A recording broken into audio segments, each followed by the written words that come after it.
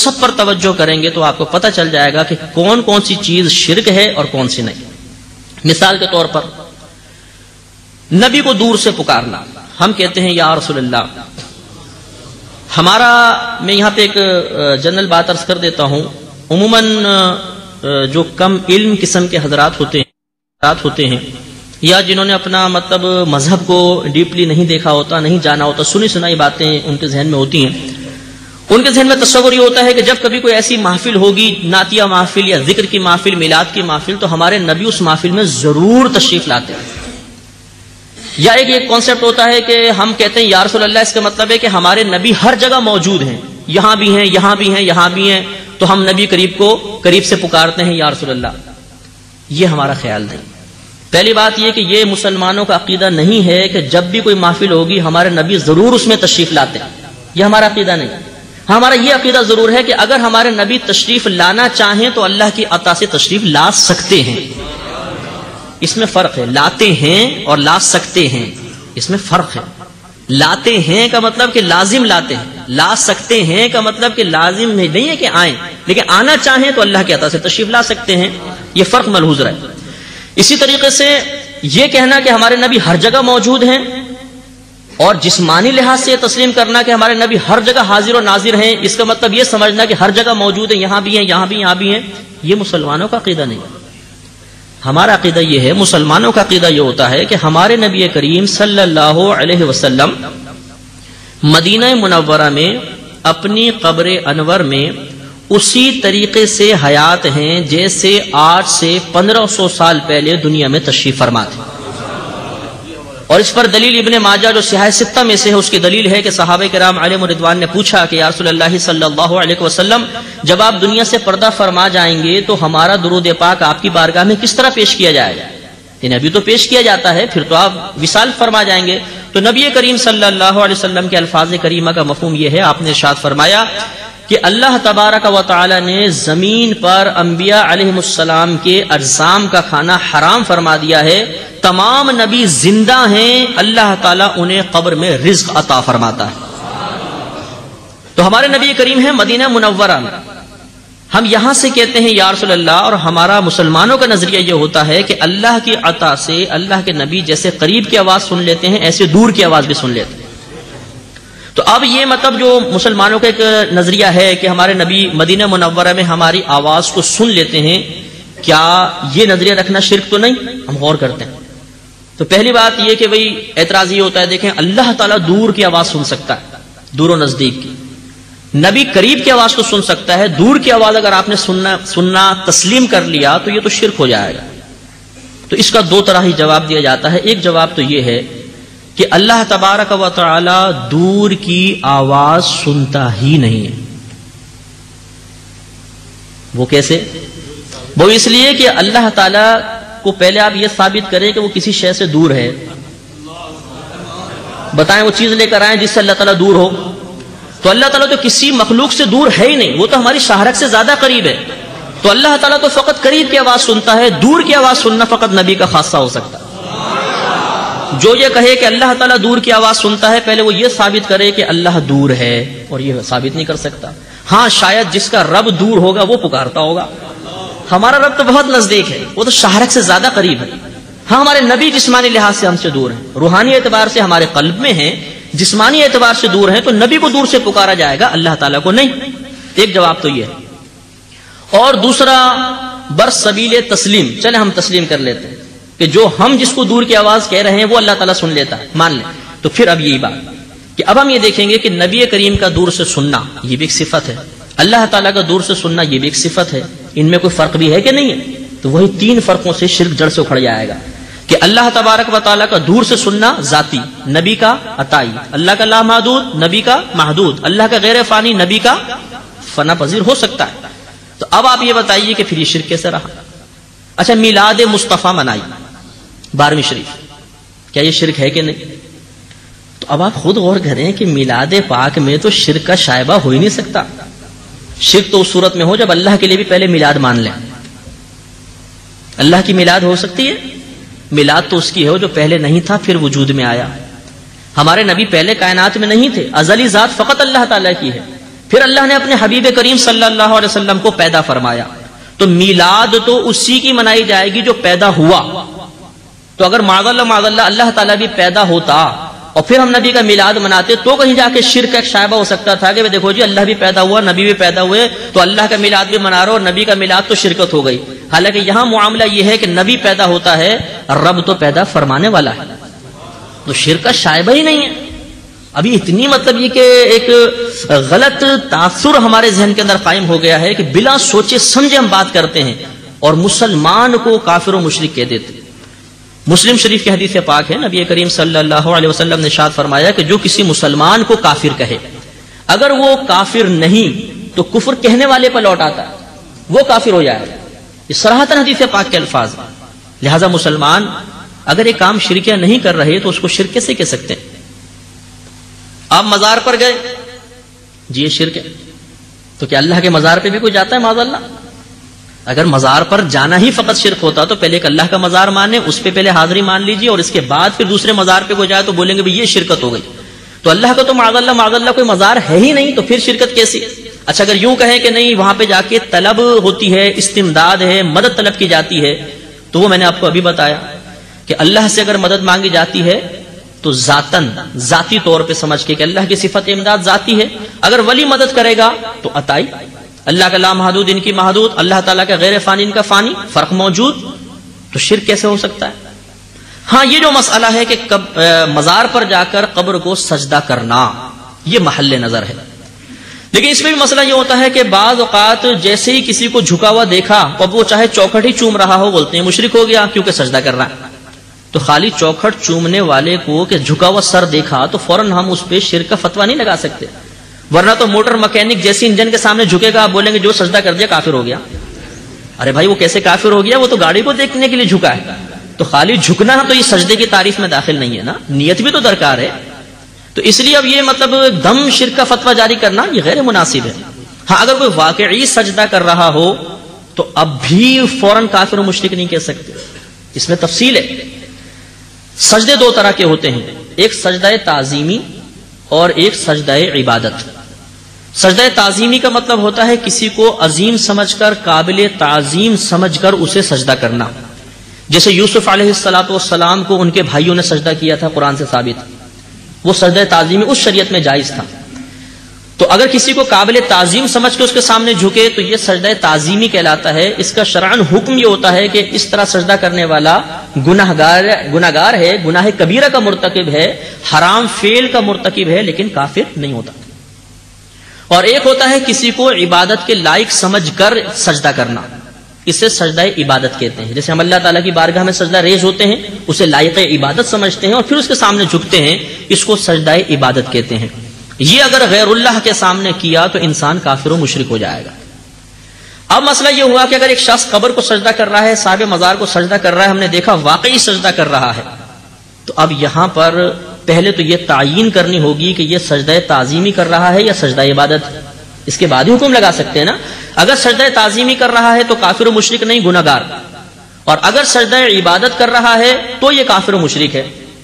تو معلوم ہوا کہ یہاں پر بھی پہلے نیت کا جاننا ضروری ہے کہ وہ کس نیت کے ساتھ سجدہ کر رہا ہے. اب ہوتا یہ ہے کہ ہمارے پاس ایک کلاشن کوف ہے اور اس سے کفر اور شرک کے فتوے گولیوں کی شکل میں نکلتے ہیں. اب ہم یہ نہیں دیکھتے کہ یہاں پر یہ فتویٰ جاری کرنا بھی ہے، یہاں پر اس کلاشن کوف کو چلانا بھی ہے کہ نہیں چلانا. فوراً جو جھکا نظر آیا جی کافر و مشرک ہو گیا، قبر کو سجدہ کر رہا تھا. یہ غلط طریقہ ہے. مسلمان کو فوراً ہم کافر و مشرک نہیں کہہ سکتے. آپ اسے نیت دریافت کریں کہ کس نیت سے آپ کر رہے تھے. اگر وہ کہتا ہے میں سجدہ تعظیمی کر رہا تھا تو اس کو سمجھائیں پیار سے، محبت سے، یہ آپ غلط کر رہے ہیں. صاحب مزار کو ہماری شریعت میں یا زندہ آدمی کو ہماری شریعت میں سجدہ کرنا حرام ہے. آپ ایسا نہ کریں، محبت سے پیار سے اس کو سمجھائیں گے. اور اگر وہ کہتا ہے کہ میں سجدہ عبادت کر رہا ہوں تو پھر وہ کافر و مشرک ہے، پھر بھی ہم اس کو محبت سے پیار سے سمجھا کر اس کو تجدید ایمان کروائیں گے تاکہ وہ مسلمان ہو جائے اور شیطان کے چنگل سے بچے. اب بلا اس کی نیت دریافت کیے فوراً اس کو کافر و مشرک کہہ دینا یہ غلط ہے. یا کوئی یوں کہے کہ جی میں تو بس نیت نہیں پوچھتا ہوں، جو ایسا جھکا ہوا نظر آئے گا اس کو کافر و مشرک کہہ دوں گا، یہ بات مناسب نہیں. میں سمجھانے کے لیے اکثر کہتا ہوں. آپ نے نماز ختم کی، ایک شخص کھڑا ہو گیا، کہنے لگا آپ سب دوبارہ کلمہ پڑھیں، آپ سب مشرک ہو گئے. آپ نے کہا کیوں؟ اس نے کہا میں نے امام صاحب کو دیکھا وہ سامنے دیوار کو سجدہ کر رہے تھے، پہلی صف امام صاحب کو سجدہ کر رہی تھی، دوسری صف پہلی صف کو سجدہ کر رہی تھی، تیسری صف دوسری صف کو سجدہ کر رہی تھی، آپ سب مشرک ہو گئے. تو کیا آپ کلمہ پڑھنا شروع کر دیں گے؟ نہیں، بلکہ اس کو کلمہ پڑھوانا شروع کر دیں گے. آپ اسے یہ کہیں گے کہ بھئی ہم بظاہر تو ایک دوسرے کے سامنے جھکے ہوئے تھے، لیکن ہماری نیت تو اللہ کو سجدہ کرنے کی تھی نا. اب وہ بولے نہیں میں تمہاری نیت کو نہیں مانتا ہوں، بس تم سب مشرک ہو گئے. تو آپ درست کہہ رہے ہیں کہ وہ درست کہہ رہا ہے؟ کون درست کہہ رہا ہے؟ آپ درست کہہ رہے ہیں نا. تو معلوم یہ ہوا کہ اصل معاملہ نیت کا ہے. تو یہاں تو ہم نیت دریافت کریں، اور صاحب مزار کے سامنے کوئی جھکا ہوا ہو تو اس سے نیت نہ پوچھیں، فوراً کافر و مشرک کہہ دیں، تو یہ درست کیسے ہو سکتا ہے؟ وہاں پر بھی یہ ہوگا کہ ہم اس سے نیت پوچھیں کہ بھئی آپ کی نیت کیا تھی. اگر آپ نے سجدہ تعظیمی کیا ہے تو یہ حرام ہے، توبہ کیجئے. سجدہ عبادت کیا ہے تو وہ کافر و مشرک ہے، پھر اس کو کلمہ پڑھوانے کی کوشش کریں. لہذا معلوم یہ ہوا کہ اگر کوئی صاحب مزار کے سامنے جھکا ہے تو یہ غلط ہے، نہیں جھکنا چاہیے تھا. لیکن اس نے اگر سجدہ کر بھی لیا تو ہم فوراً اس کو کافر و مشرک نہیں کہہ سکتے. یہ چیز بہت آپ ذہن کے اندر توجہ طلب بات ہے، ذہن میں رکھیے گا. باقی مزارات پر جا کر ایسے افعال کرنا کہ لوگ بدگمانی کا شکار ہوں اور صاحب مزار سے بدظن ہو جائیں، یا مسلمانوں پر اعتراضات ان کے ذہن میں پیدا ہوں، یہ ویسے غیر مناسب ہوتا ہے. ادب یہ ہوتا ہے کہ آپ جائیے، پاؤں کی طرف سے داخل ہوں، چوکھٹ نہ چومیں. چومنا جائز ہے، میں اس کو حرام نہیں کہہ رہا ہوں، منع نہیں کر رہا ہوں، لیکن اگر آپ چوکھٹ چومیں گے ہو سکتا ہے کوئی دور سے دیکھ رہا ہو تو یہ سمجھے کہ سجدہ کر رہا ہے. تو ایسا کوئی فعل عوام کے سامنے کرنا جس کی وجہ سے لوگ بدگمانی کا شکار ہوں، یہ مناسب نہیں ہوتا. اسی طرح محققین فقہائے اسلام نے، اور وہ کہ جو مذہب اسلام کو وضاحت کے ساتھ پیش کر رہے ہیں، ایسے علماء نے اپنی کتابوں میں لکھا ہے کہ قبر کو چومنا بے ادبی ہے، نہیں چومنا چاہیے. بلکہ فرمایا کہ ادب یہ ہے کہ جب آپ قبر پہ پہنچے تو صاحب قبر سے 4 قدم کے فاصلے پر کھڑے ہو جائیں، اس طریقے سے کہ آپ کا جو رخ ہے وہ صاحب قبر کے سینے کی طرف ہو یا چہرے کے سامنے اس طرح کھڑے ہو جائیں، اور پیٹھ کعبۃ اللہ کی طرف ہو، یعنی کعبۃ اللہ پیٹھ کی طرف ہو اور وہ صاحب مزار سامنے ہو. اب آپ ادب سے کھڑے ہو کر قرآن پاک پڑھیں یا جو بھی آپ ذکر اذکار کرنا چاہے کریں، اور اس کے بعد اللہ کی بارگاہ میں دعا کریں کہ اللہ تعالیٰ اس کو قبول فرما. اس کو ہمارے نبی کریم کی بارگاہ میں ایصال ثواب کرتا ہوں، انبیاء علیہ السلام کی بارگاہ میں اور ان صاحب مزار کی بارگاہ میں اس کو قبول فرما لیں. اب اگر آپ یہ چاہتے ہیں کہ میں ان صاحب مزار سے اکتساب فیض کروں تو دعا میں اس طرح اور اضافہ کر سکتے ہیں کہ اللہ تعالیٰ یہ تیرے مقبول بندے ہیں، ان کے وسیلے سے مجھے فلاں چیز عطا فرما دے. تو یہ وسیلے سے دعا مانگے، اس میں شرعاً کوئی حرج نہیں ہوتا ہے. تو انشاءاللہ عز و جل یہ حاضری آپ کی باادب حاضری ہوگی، کسی کو اعتراض کا موقع نہیں ملے گا. یاد رکھیے کہ عقیدت کا اظہار وہی شریعت کو محبوب ہے جو دائرہ شریعت میں ہو. اگر مجھ سے باہر نکلیں گے تو پھر یہ عقیدت نہیں ہے، یہ جہالت میں چلی جاتی ہے اور بسا اوقات انسان کو کفر میں بھی مبتلا کر دیتی ہے.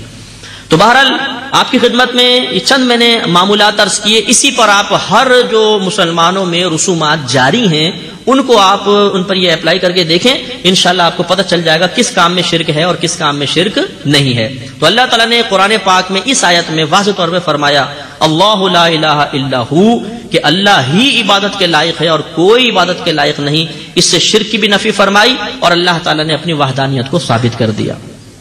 یہاں چھوٹی سی ایک بات عرض کر کے انشاءاللہ میں آگے چلتا ہوں. کہا یہ جاتا ہے کہ ایک مخصوص مکتبہ فکر ایسا ہے جو صرف نبی کی تعریف ہی کرتا رہتا ہے. ہم نے ان کی زبان سے کبھی اللہ کی تعریف نہیں سنی، ہم نے یہ کبھی اللہ کی توحید بیان نہیں کرتے. نبی کی رسالت تو بہت بیان ہوتی ہے، نعتیں دیکھیں تو پوری پوری نعت خوانی نعتوں پہ مشتمل ہوتی ہے، حمد ایک ہی ہوتی ہے، اور وہ بھی کبھی ہوتی ہے کبھی نہیں ہوتی ہے، وہ بھی انتہائی اختصار کے ساتھ ہوتی ہے، اور نعتیں اتنی زیادہ پڑھتے ہیں. تو پہلی بات یہ ہے کہ کیا اللہ تعالیٰ کی اگر کوئی حمد نہ پڑھے مثلاً اور نعت ہی پڑھتا جائے، یہ قابل گرفت جرم ہے، ناجائز ہے؟ اگر یہ ناجائز ہے تو عدم جواز کی دلیل درکار. خالی آپ کے کہنے سے میرے کہنے سے تو کوئی چیز ناجائز نہیں ہو جائے گی نا. ادلہ 4 ہیں، شرعی دلائل 4 ہوتے ہیں: قرآن، سنت، اجماع، قیاس. قرآن، حدیث، اجماع اور قیاس. اللہ تعالیٰ کی حمد بیان نہیں کی، فقط نعتیں پڑھتے رہے، یہ ناجائز ہے. لازم بات ہے ناجائز کے ثبوت کے لیے ان 4 دلائل میں سے کوئی دلیل درکار ہوگی، تو لائیے قرآن سے ثابت کر دیں، حدیث سے ثابت کریں. اجماع یا قیاس ہے نہیں، تو 5ویں کوئی شرعی دلیل نہیں ہوتی کہ میری رائے سے یہ حرام ہو گیا. ورنہ ایک شخص کھڑے ہو کر بولے گا یہ فانوس لگانا حرام ہے، آپ بولیں گے جائز ہے. نہ آپ جائز پہ دلیل لا سکتے ہیں قرآن و حدیث سے، نہ ناجائز پہ لا سکتے ہیں، تو بڑا مسئلہ ہو جائے گا. یہ تو جتنے آپ لوگ ٹوپیاں پہن رکھی ہیں جائز ہے، جائز ہے نا؟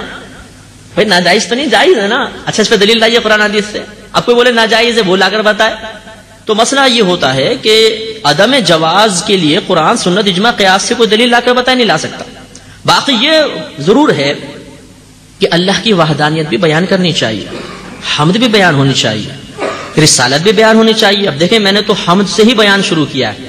آیت الکرسی تو ہے ہی اللہ تعالی کی حمد پر مشتمل، پوری آیت. آخر تک آپ انشاءاللہ سماعت فرمائیں گے کہ ٹوٹل حمد الہی پر مشتمل ہے.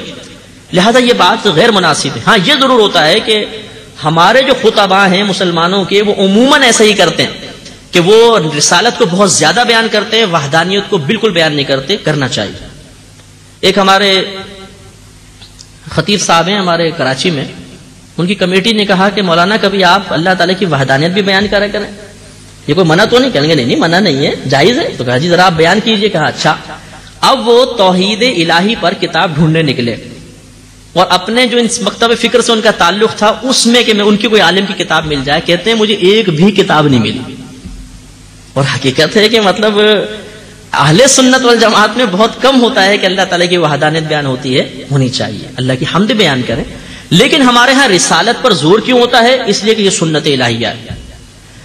دیکھیے جب آپ قرآن پاک پڑھیں گے نا، جتنی مکی آیات ہیں، مکی آیات سے مراد یہ ہے کہ ہجرت نبویہ سے پہلے کی آیات یا سورتیں، اس میں اللہ تعالیٰ کی توحید بیان ہوگی، کثرت سے توحید. کیونکہ ضرورت اس وقت توحید کی تھی. کفار تھے، مشرکین تھے، توحید کی ضرورت تھی. جب سرکار نے ہجرت فرمائی، مدینہ منورہ پہنچ گئے، توحید راسخ فی ذہن ہو گئی، قلوب کے اندر توحید کا تصور اپنی جڑ پکڑ گیا.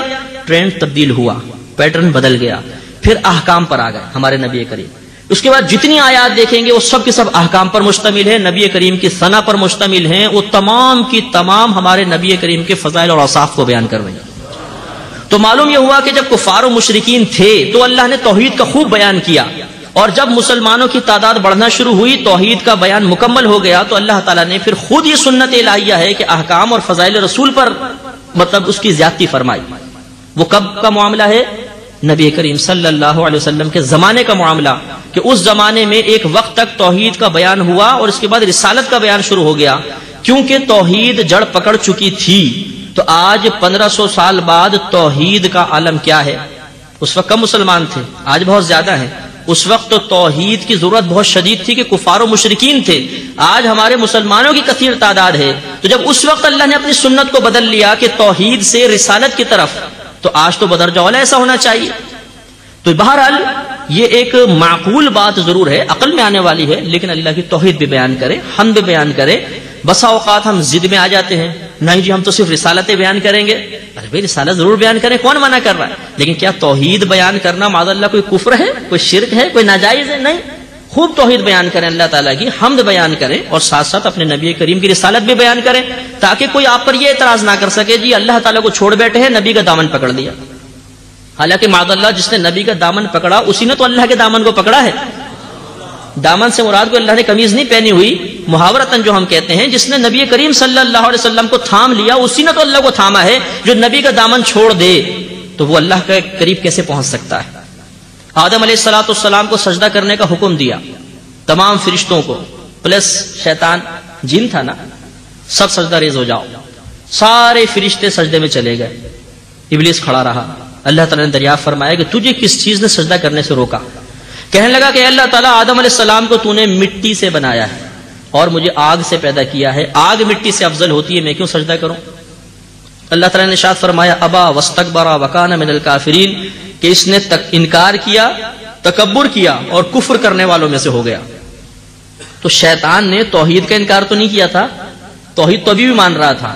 ہاں رسالت کی عظمت کا منکر ہو گیا اور اس پر دلائل قائم کرنے لگا، تو اللہ تعالیٰ نے اس کو ہمیشہ کے لیے کافر قرار دے دیا.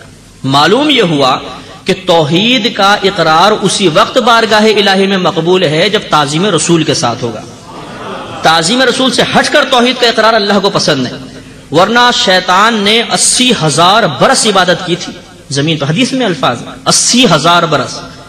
لیکن اس کی 80,000 برس کی عبادت ایک طرف، اس کی تمام ریاضتیں، تمام سجدے، تمام تقوی، تمام پرہیزگاری، اور وہ معلم الملکوت تھا، فرشتوں کا معلم، علم دینے والا، فرشتوں کو سکھانے والا، لیکن جب اس نے نبی کے سامنے اکڑنے کی کوشش کی تو اللہ تعالیٰ نے اس کو راندہ درگاہ کر دی. اور دلیل بھی دیکھیں کیسی دی کہ اللہ تعالیٰ تو نے آدم علیہ السلام کو مٹی سے پیدا کیا ہے، مجھے آگ سے پیدا کیا ہے، اور آگ مٹی سے افضل ہوتی ہے. مفسرین نے فرمایا اس کی عقل پہ پردہ پڑ گیا تھا، حالانکہ معاملہ الٹا ہے. بھائی افضل وہ ہوتا ہے جو غالب آتا ہے. دو باکسر لڑ رہے ہوں، ایک دوسرے کو ناک آؤٹ کر دے تو غالب کون آیا؟ ناک آؤٹ کرنے والا نا. تو یہ افضل ہوا کہ نیچے والا افضل ہوا؟ اسی کو افضل کہیں گے. معلوم ہوا کہ غالب آنے والی شے افضل ہوتی ہے، جو مغلوب ہو جائے وہ مفضول ہوتی ہے. اب آپ یہ بتائیے کہ آپ ایک ہنڈیا میں مٹی رکھ دیں اور نیچے سے آگ جلا دیں، یہ پگھلے گی؟ ختم ہوگی؟ نہیں. لیکن اسی آگ کے اوپر آپ بہت ساری مٹی ڈال دیں تو مٹی اس کو بجھا دے گی. غالب کون آیا؟ تو مٹی آگ سے افضل ہوئی کہ آگ مٹی سے افضل ہے؟ تو اس کی دلیل ہی غلط تھی. اس نے دلیل ہی غلط دی تھی کیونکہ تکبر اس کے ذہن پہ چڑھ گیا تھا. اور نبی کریم کی جو تعظیم نہ کرے، عظمت کے خلاف کرے، اس کی عقل عموماً ایسی معاف ہو جاتی ہے. اسے کچھ سمجھ میں نہیں آتا، وہ غلط فیصلے کرتا ہے، وہ غلط سوچتا ہے، وہ غلط راہ دکھاتا ہے اور گمراہ ہو جاتا ہے. وہ وقت نماز کو دیکھتا ہے، وہ روزے کو دیکھتا ہے، قرآن پاک کی تلاوت کی کثرت اس کے پیش نظر ہوتی ہے. تعظیم رسول جب چھوڑے گا تو وہ ہلاک و برباد ہو جائے گا. قرآن تو ہمیں یہی سکھا رہا ہے اور یہی مسلمانوں کا عقیدہ بھی ہے. تو لہذا آپ کی خدمت میں گزارش ہے کہ آپ اللہ کی توحید بھی بیان کریں، اس کی حمد بیان کریں، خوب اللہ کی تعریف کیا کریں، اور ساتھ میں نبی کریم صلی اللہ علیہ وسلم کے وصف کو بھی بیان کریں اور صاف کو بھی بیان کریں. اگر کوئی آپ سے کہے کہ آپ اللہ کی توحید بیان کریں تو آپ اس کو لڑیں نہیں، جھگڑا نہ کریں کہ ہم کیوں بیان کریں، اور آپ مطلب رسالت پہ دلائل دینا شروع کر دیں کہ نہیں دیکھیں نبی کی تعظیم ہونی چاہیے، نبی کے فضائل بیان ہونے چاہیے. یہ کیا ضرورت ہے؟ ایک معقول اس نے بات کہی کہ اللہ کی توحید بھی بیان کریں. ٹھیک ہے، ہاں بولے ہم اللہ کی توحید بھی بیان کریں گے، اللہ کی حمد بھی بیان کریں گے اور رسالت بھی بیان کریں گے. اور الحمدللہ ہر جگہ ایسا ہوتا چلا آیا ہے. کوئی بھی آپ دینی کتاب اٹھا کے پڑھیں، الحمدللہ رب العالمین والصلاة والسلام علی سید الانبیاء والمرسلین. پہلے کیا ہوا؟ حمد ہوئی کہ نہیں اللہ کی، پھر صلاۃ و سلام ہے. تو یہ تو ہمارے اکابرین کا طریقہ رہا ہے، ہمارا بھی طریقہ رہا ہے. جب ہم بیان شروع کرتے ہیں تو کیا ہوتا ہے؟ ہم پہلے بیان کرتے ہیں اور نبی پاک کی رسالت کا بیان اس کے بعد ہوتا ہے. لیکن بہرحال ایک عقول ہیں لوگوں کی جو بعض قبول نہیں کرتی ہیں، تو ہمیں اس طریقے کو بھی اختیار کرنا چاہیے تاکہ اعتراض سے بالکل ہم پاک و صاف ہو جائیں. پھر آگے